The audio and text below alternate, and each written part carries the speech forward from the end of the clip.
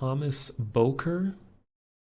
Oh, and this is actually the only Steam game that this person's ever made, so maybe it's not the same dev. They just all kind of imitate one another. So I have no idea what this is, other than that it's sort of a stylish puzzle game. And it's called Lyne. So here we go. We got a Kentucky Route Zero cursor. Be connected.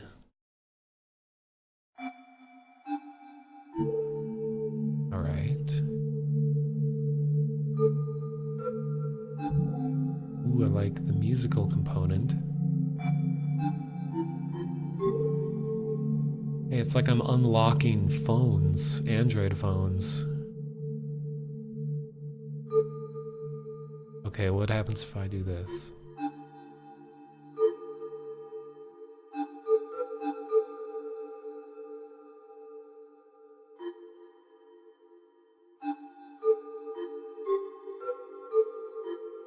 I was kind of hoping that it would keep the same notes so that I could produce little melodies, but it seems to just randomly pick certain notes within a within one key signature.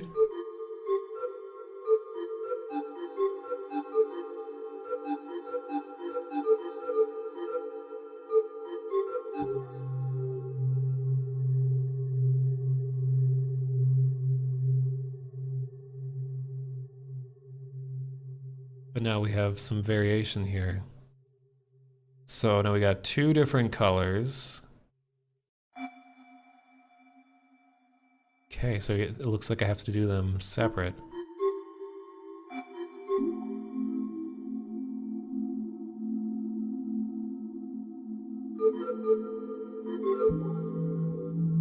And I do like how they just ease into the ramping up of difficulty. Because, like I always say, I'm not a puzzle person, but these are my attempts at becoming more of a puzzle person. I can be puzzling, but solving puzzles is another story. Notice everyone. See, we're getting life advice at the same time as solving stuff, so this is serving dual purposes. Oh, okay, now the white part in the middle is starting to come into play here. Have I heard of neural networking software? It tries to imitate human speech patterns from samples. It seems like something to be into. Heard of a lot of different kinds of things that do try to imitate speech patterns. Is the neural networking thing, is that the one that Google's working on, where it's text-to-speech, but it's derived from actual recordings of someone talking? And there's like a whole article about it online, and it's pretty horrifying because it's not generated by a preset bunch of audio. It's you give it a conversation or just someone talking, and it says things in the way that that person would say it. So it's like an individualized speech, and it can say it back to you. So imagine a world where you get a phone call or something like that, and it asks you a bunch of questions, and then it records all of your answers, and then it has your voice, and then it can do anything with your voice from that point on. And some of the results were amazing. But then the funny and crazy thing about this technology is that not only could it imitate voice and speech patterns, but they played music into it. And it recognized patterns in the music, and it was able to compose a new song in the same style as that song. And I was just like, what? Like, oops, accidentally allowed AI to compose music. Oh well, let's release it into the world. Takes a sample and runs it through training like 30,000 times, and then it can speak the way the sample does, but not the same sentence. Yeah, it does sound kind of like what I'm saying. It might not be Google's thing. I'm sure there's a lot of other companies working on the kind of thing. Okay, so it's not...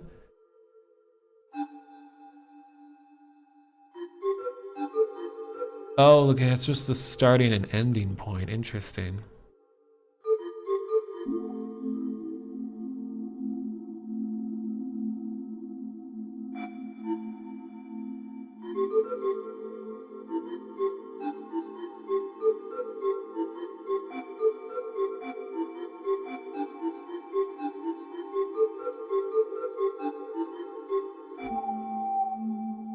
interestingly, this game seems to, at least for the first and final note, picks the beginning and end of that particular chord. So it's like it always ends on an eighth, is it called? Oh, hello, KY. Nice to see you here. A bunch of folks coming in all of a sudden. Did I get hosted? I didn't notice. Sounds are putting you to sleep. Well, that's usually kind of the goal of my streams, I guess. The unintended goal is that I put a lot of people to sleep. But I'm like, you know what? Just you being here helps me out. So you don't necessarily need to be conscious to be helpful. So let's see if this is true, that it sounds like it begins and ends an octave difference. Oh, Stock Project. I remember you. I hosted you once for Astroneer. That's awesome. Thanks for stopping by. I've seen that you've been doing stuff like Skyrim and all that lately, too.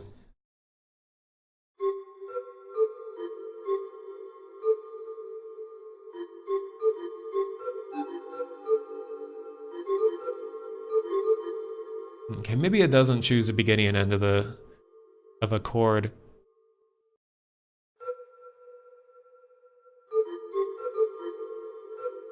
Okay, but now it doesn't actually complete it. Oh, I just have to leave it in a completed state. All right. New directions. Oh, so I can jump diagonally now. Cool. Very nice. This just seems designed for mobile, which isn't a bad thing. I know mobile development, game development gets a lot of bad press. I don't know, bad vibes. Because they're like, oh, you know, they're just trying to scam you, trying to get money out of you, using cheap tricks, recycling crap, just jumping on bandwagons in order to make a quick buck. But there's a lot of mobile games out there that really mastered the place of a game. And that's something a lot of people don't consider, is like, what place in your life does a game exist in? And when you have a mobile phone, you take it into account that people's attention spans are much shorter. Their ability to interact with the device is much more limited because they just have a finger, maybe a thumb, probably not going to have all their fingers able to interact with it. So if you can make a game work with one single point of interaction with like a finger and a touch interface, and the visual style is able to be read from a pretty far away distance, and you're able to play while distracted. I mean, there's so many elements that you have to take into account in a mobile game that you would not in a desktop game. So when a desktop game can be influenced by mobile, I think it's a beautiful thing because it shows an attention to simplicity and the ability to distill a game's design down to its really basic elements. And that's something that I love. Like, these games that I'm playing here are so simple that it's satisfying. Like, a few streams ago, I did a whole speech about satisfaction in games, where it's just all about creating an environment in which you've been convinced that a game is worth playing. I mean, when people say like gameplay over graphics, man, like they're making some big statement, when really graphics give the game the credibility to make the gameplay worth playing. You can't have one without the other to some extent. Unless you're playing like an entirely audio-based game, then graphics just become audio. I mean, it's like mechanics versus aesthetics kind of situation. An aesthetic can be an audio thing too, not just visuals. Okay, anyway, be accepting. How's this gonna work? Cool. So it takes in both into account.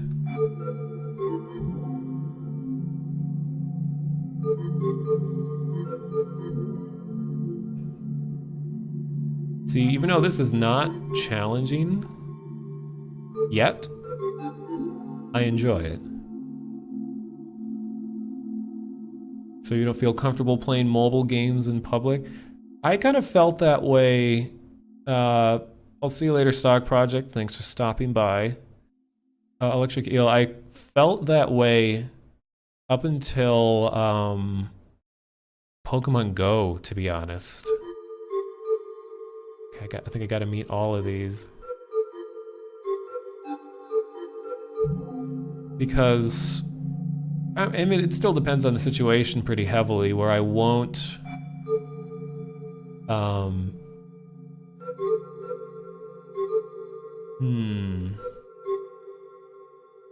where usually I won't just sit and play a game as like pattern. Like I won't, like, oh, I'm on the train, so I'm gonna take out my phone and do stuff. It always depends on how many people are looking at me and all that. But if I do play a mobile game, it generally is when there's a very low potential for me to be interacting with other people, or it doesn't seem rude when I'm doing it.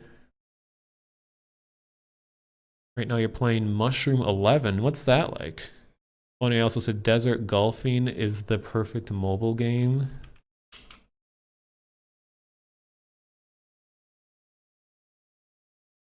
I'm just Googling. Ooh, I like it already, just based on screenshots. I know you guys can't see this, but it's just like two tones, the terrain in the background. Interesting.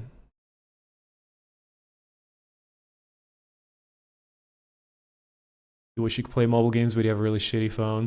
Yeah, that's kind of a limit too. It's why I think a lot of developers go with just ultra simple visuals so they can accommodate as many people as they can. Dun, dun, dun, dun, dun. Dun,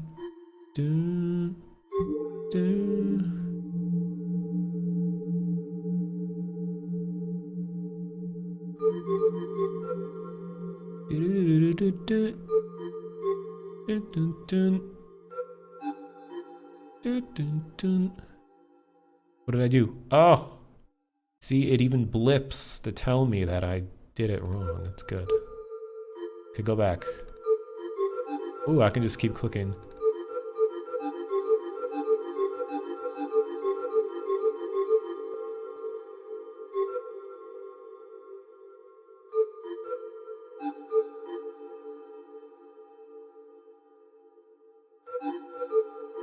Oh, okay.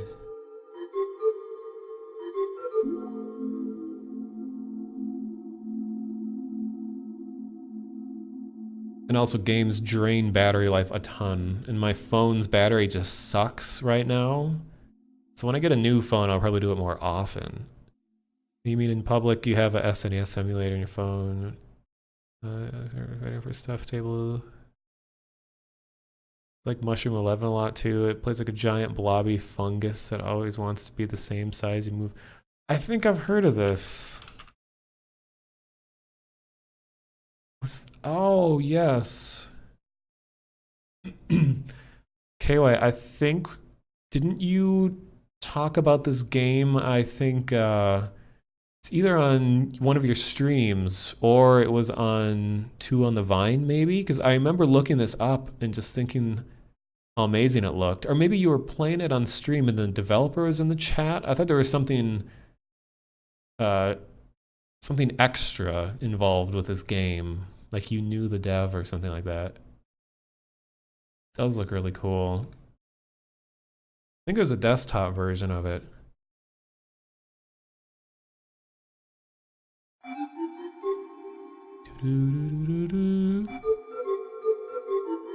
Fail.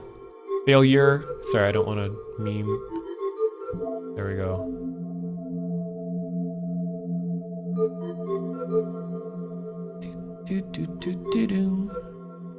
Oh. Okay, now order.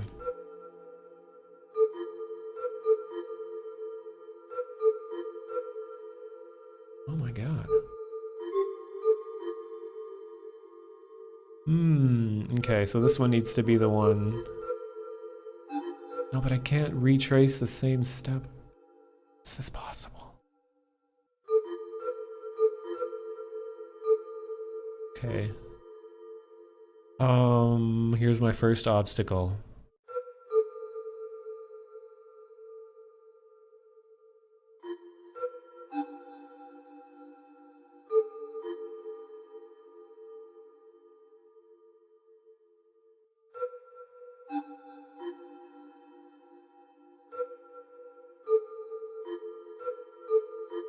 Oh, okay.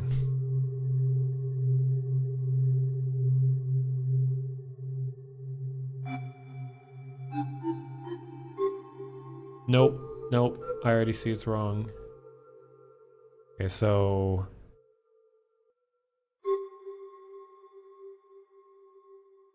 I gotta not block green. So if I go down.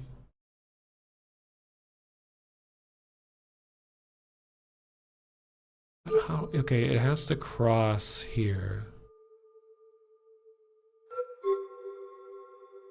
Okay, no, that's not gonna work.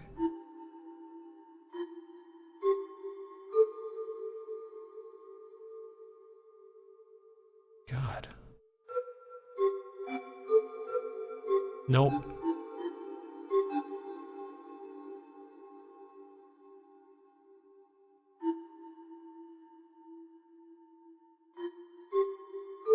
Well, I like how you can just do an incomplete one.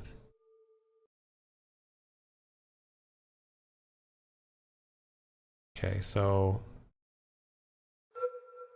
Oh, but that's the end, so it has to go like this. And then this goes here. Okay. Nice. What is this in the corner? Oh, it's the menu. Very, really elegant.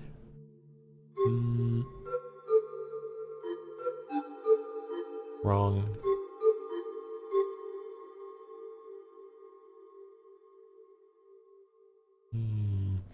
I'll just do like 3 more of these, and then I'll move on to stories uncrashed, stories unerror messaged,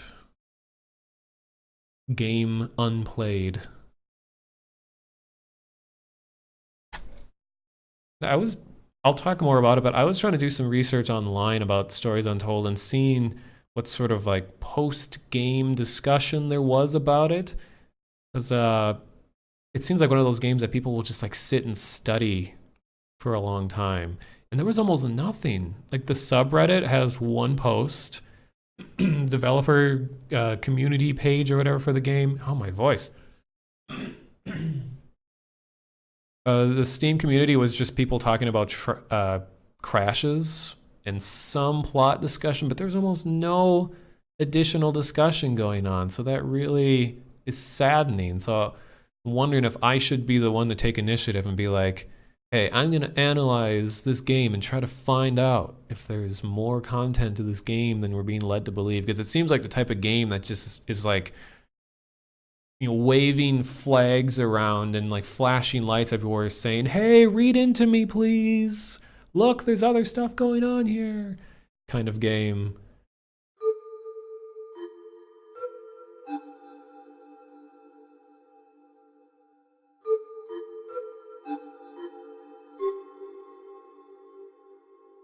The game is surprisingly cut and dry by the end, one of the few gripes with it. I have heard people, they seem to be rating the last section of the game as the least favorite part. So I'm kind of bracing for that, but we think there could be some analysis on how it hints at the 4th chapter reveal. Yeah, so my game, I don't know if you're hearing I was talking about it, KY, but my game, the last time I played it, just kept crashing like crazy, and I was unable to complete it beyond the first half of the 3rd episode.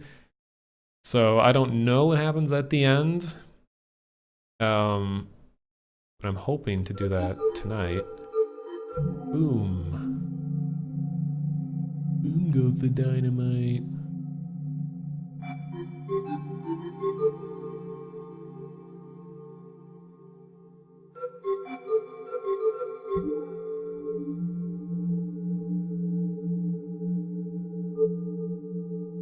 Okay, I'm having a feeling this game is much bigger because I saw the achievements And it has like the entire alphabet as achievements, and I just got A after all of that.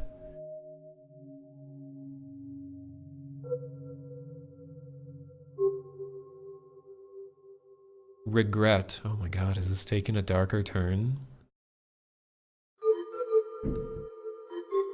Oh, you can go back. You can retrace your steps.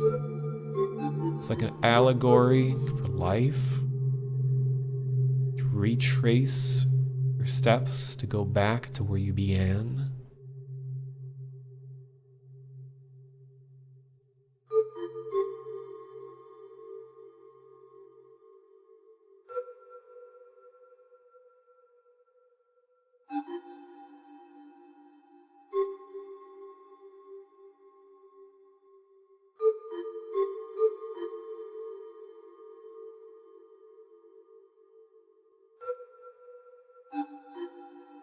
Oh, almost. I would have been so happy if I got that my first try, but I kind of see what's going on here.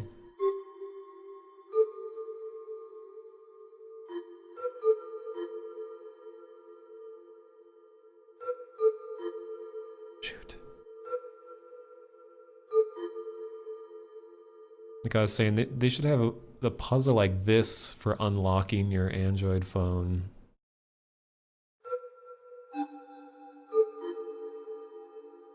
Nope.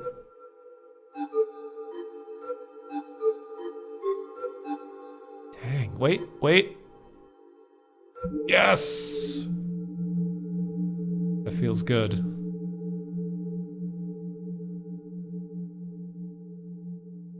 I like that tone that it plays when you complete it, just doo, and it just bleeds right into the next puzzle.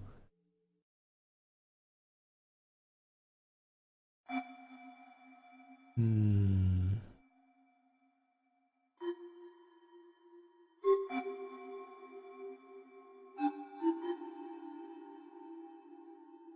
feel like that's wrong.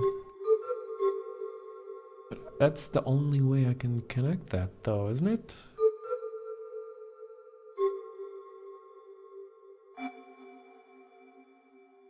Okay, so the blue needs this pathway.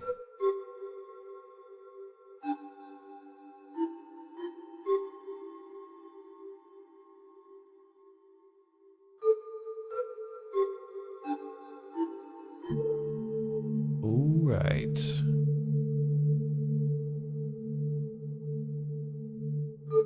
These games, by the way, are just like $1 on Steam.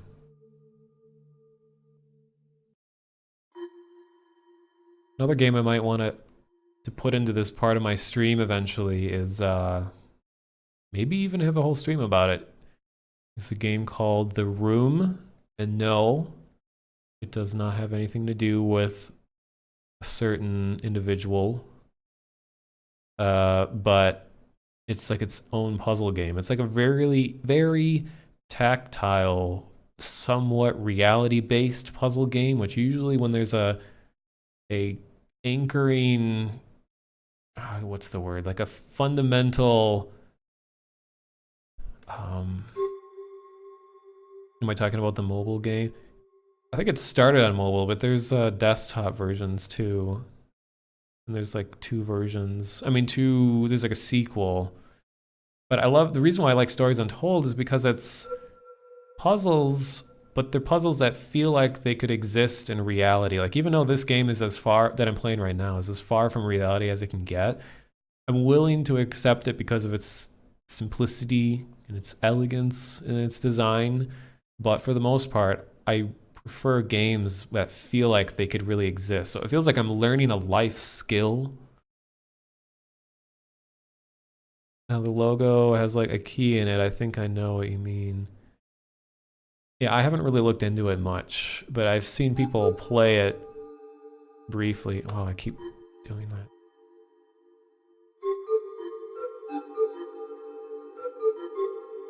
Nope. Stability. Stability. Stability. I put the stab in stability.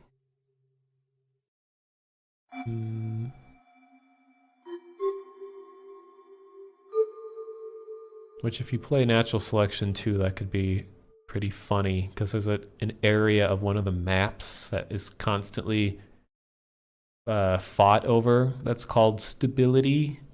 Like that's the name of the region. So if you're a Fade who has giant like sickle hands, you could say that you put the stab in stability and it would be hilarious. Realistic laser surgery and heart communication. Well, the subject matter doesn't necessarily have to be possible in reality, but the conventions that are utilized feel somewhat real. Like you may be shooting lasers and sound waves into a heart, but lasers and sound waves and hearts all exist, and the machinery used to do all of that it looks real, it sounds real.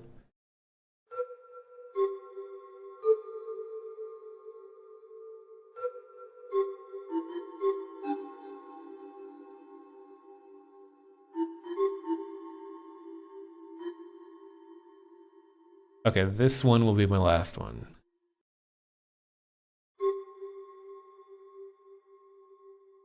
I mean, the discussion of realism in games is always such a frustrating one, because the game just isn't realistic or not. Like, I always hate the argument, like I remember back when I was playing Team Fortress 2, and someone would say something like, oh, you know, the huntsman bow is so unrealistic, you know, why would it do this, blah blah blah, and then someone comes in like, oh, so you're complaining about realism in a game where you can rocket jump on. It's like, no, just you can't excuse any approach to realism altogether because like the style of the game is cartoony, or that there are other elements of the game that are unrealistic, and suddenly that justifies lack of realism everywhere else. I mean, it's a balance. It's a mixture of elements that are trying to be more based in reality, and ones that are more based in like an abstract game kind of reality. I mean, but you know, like the average person is like, a game is real or it's not. You know, we got Call of Duty or we got Overwatch or something.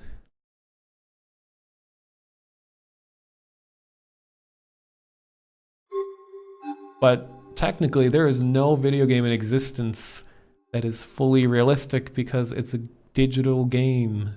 As much as it is a simulator tries to imitate life, it's still a game. It's still something that's just an illusion on your screen. So that right there should say to everyone that everything about the portrayal of realism is an attempt. There's certain elements that are attempted to become real.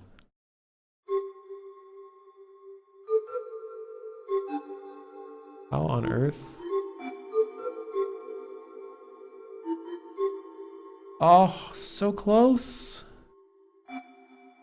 Nope.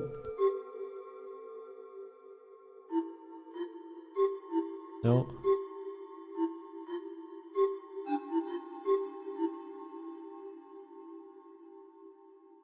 But illusions on screens are realistic because they exist in our real world. This is true. Let's just say, okay, why did I just get a random thing in my Steam inventory? Let me check what that was.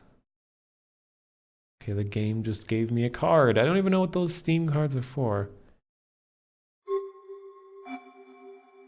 I mean, that kind of argument, I mean, I know you're not being 100% serious, Sai-chan, but it's like,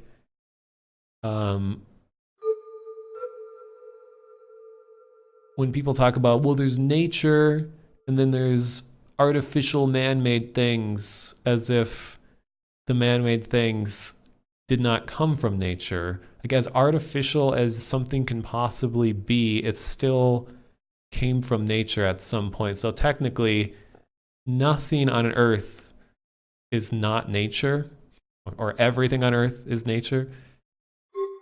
So there's no such thing as artificial. But, you know, for the sake of relative argument, you could say, well, this has undergone processes which would not have happened if human intervention didn't happen. Then it's a question of like, well, humans are nature. As much as we like to sit up on the highest throne and look down on all of other life on Earth, we still came from nature. We have biological ancestors. Imagine how different humankind would be if we had there's a technical word for it, but another like parallel species to our own, that we weren't just so different from everything else. I mean, I know there's like bonobos or bonobos and chimpanzees and things that are similar, but imagine if there's another like upright, walking, capable of communicating in language kind of species, kind of like that movie. What was it, like The Time Traveler or something like that? It was based on a book where in the future time there's two species of human-like things that are in like perpetual war with one another. That'd be such a weird existence because it's so unlike what we have now. But leave it to humans that even though we are all the same species, we still find things to kill each other over. Because that's just like, it's nature to want to compete and to want to enforce your own ideals. That's getting political. Okay, so I'm gonna finish this, even though I said I'd do that like 2 puzzles ago.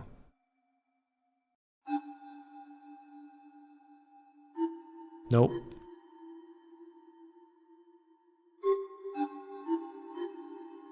What's it?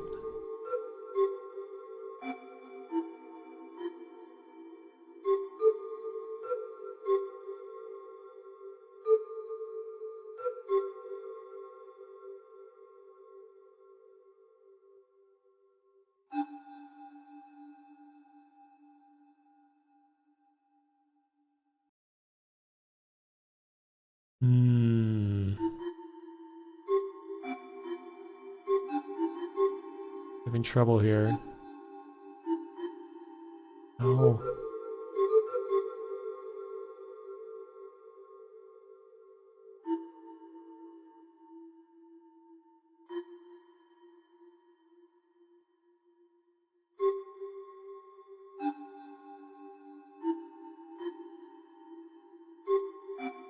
Okay. Now for realsies. Cool game. It's called Lyne, Lyne. It's on Steam. And I think it's $1 right now. Let's see. It is $3, but I think I got it as part of a bundle. It gave me like 4 other games for $5. So these kinds of games are usually packaged as just big bundles that you can get, like a Humble Bundle. Hubble Bubble. Okay.